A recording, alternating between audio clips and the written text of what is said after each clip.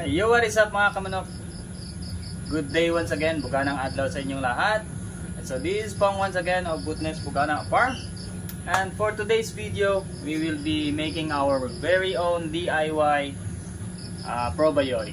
Alright, so actually nakagawa na kami nito.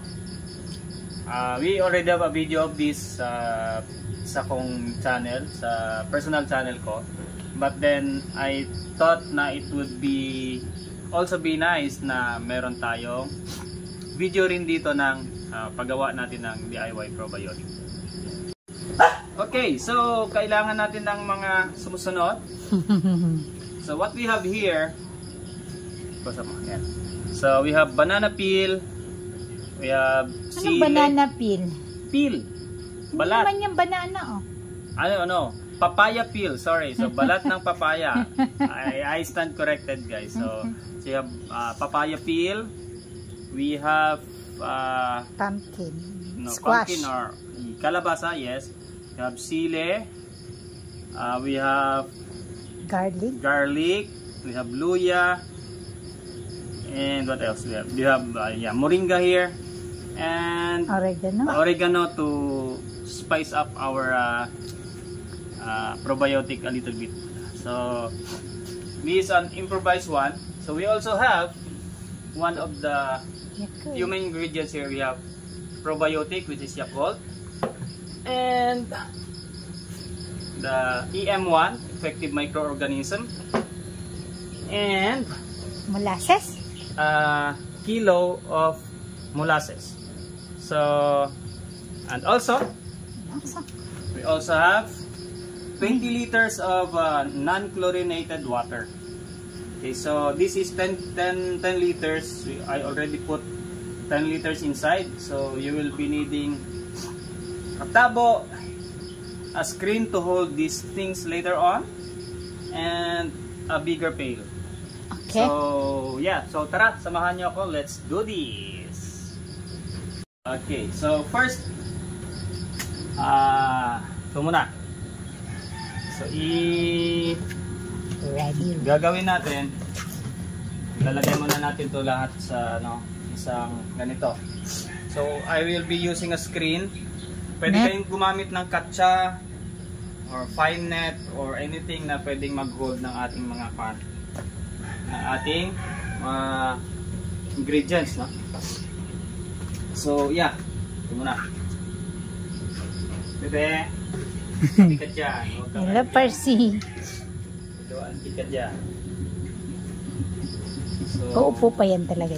Okay, so yeah, ito na. We start to put them all together. Kaya nahugasan naman na ito lahat, guys. So all in all, 1 kilo itong ating 1 kilo itong ating mga ingredients na to. So pwede nyo silang paghati-hatiin yung timbang niya as per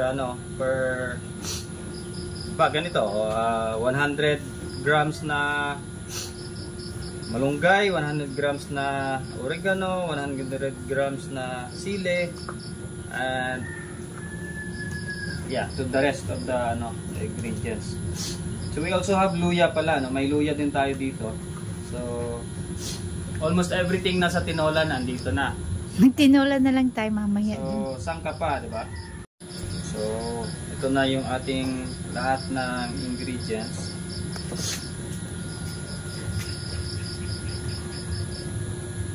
So tinimbang na natin ito lahat kanina.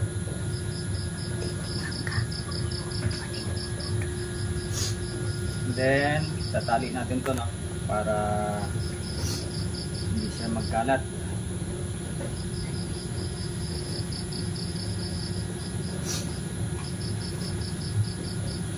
Meron pong buka.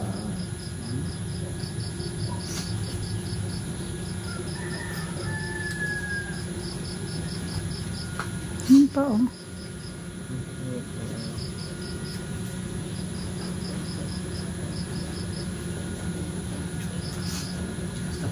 Ito na, guys, natalian na natin yung ating screen. Andito na lahat ng ating ingredients. So buo lang natin ito ng konti pa. Okay. Now, next is 20 liters na yan. Yeah, 10 liters and 10 liters. Okay. Lagay na natin to dito. Okay. And next is Nagdagan. Maglipat tayo ng ano kasi ihahalo natin yung transfer tayo ng ilang tubig dito. Kasi kailangan natin tong malapot kasi itong molasses guys. So kailangan natin tong i-ano muna, i-mix ng maayos. Molasses. Bago natin sa itapo, ilipat yan sa kabila.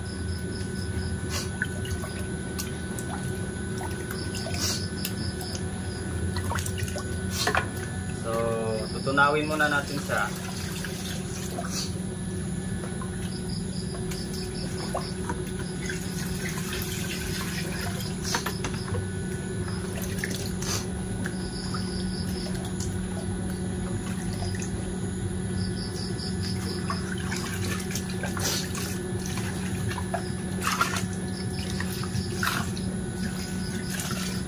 Napaka-sticky na ito eh.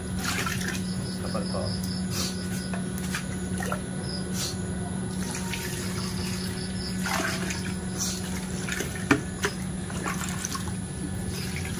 Ano po masasabi mo, madam? Alright, so ayan, aming amo naghihintay sa amin.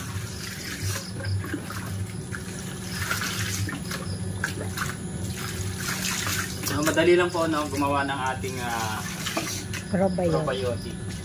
So ito po ay binahagi sa atin yung paggawa nito ay binahagi sa atin ng ating mentor si Dr. Erwin Cruz, no? Sila rin po yung ating supplier ng brown egg na parent stocks. So sa mga nagnanais na mag-venture sa ganitong business, gusto niyo po mag-produce kayo ng mga F1, maging certified breeder, mangyari lamang na ipag-ugnayan kayo sa Dominant Asia Pacific Genetics. Dominant Asia Poultry Genetics pala, sorry. You can go na. Okay, done. Okay, Rolling. So, okay na yung ating Molasses. ating molasses, pero itong isa we will try to mix this one first kasi nandito yung majority no? Dami pa, no? Medyo ano ito kasi sticky siya.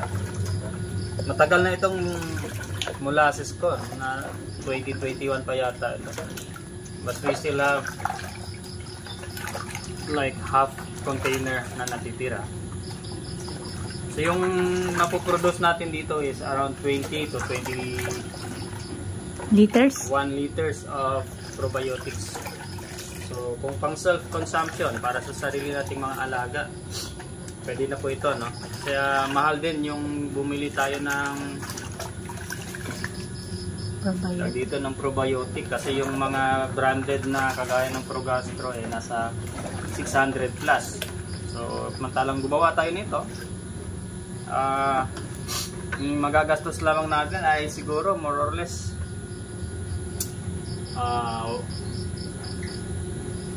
700 to 800 pesos. So then we produce around 20 liters of probiotics. So mayroon pa rin Kapal. kasi sticky talaga siya. Ito yung ating Molasses pala to, parang ano, ay, parang linawag. kailangan natin siyang matunaw para maganda yung ano ng ating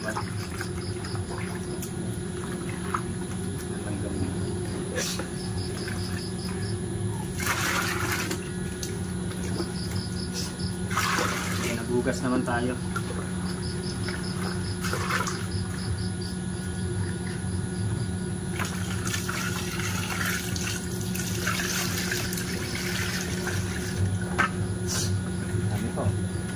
Hanggang nakapal pa.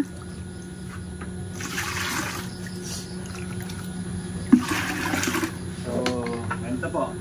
Na kailangan mahalo natin ng maayos itong molasses. The rest ano lang madali kasi mimix na lang natin yung EM1 natin. Alright, so ang fermentation po natin is 15 days. So after 15 days, pwede natin i-harvest na natin ito sa ika-16th day. So pwede na natin magamit sa ating mga alaga. Alright, so yan, okay na. So we'll try to hopefully okay na sila. Mix it. So yeah.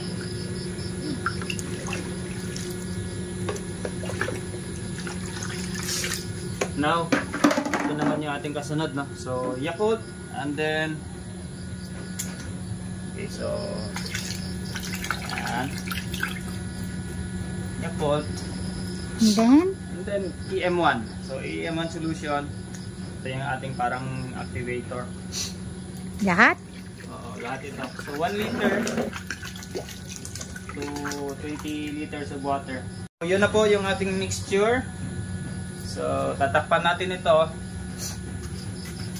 So we have here our piece of punasan muna natin para hindi basa yung ilang gamit.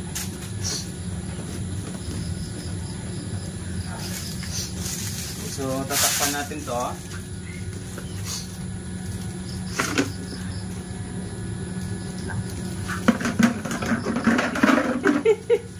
Ang galing.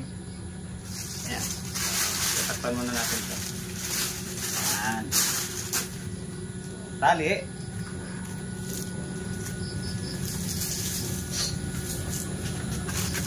Parang hindi siya makasingaw. Okay, so yan, natalian na natin. Selyado na, hindi na ito makakasingaw.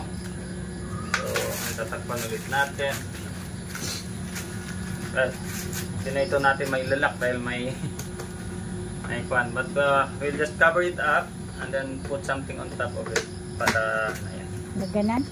Alright, so yan na guys. We'll just wait for it to ferment for 15 days.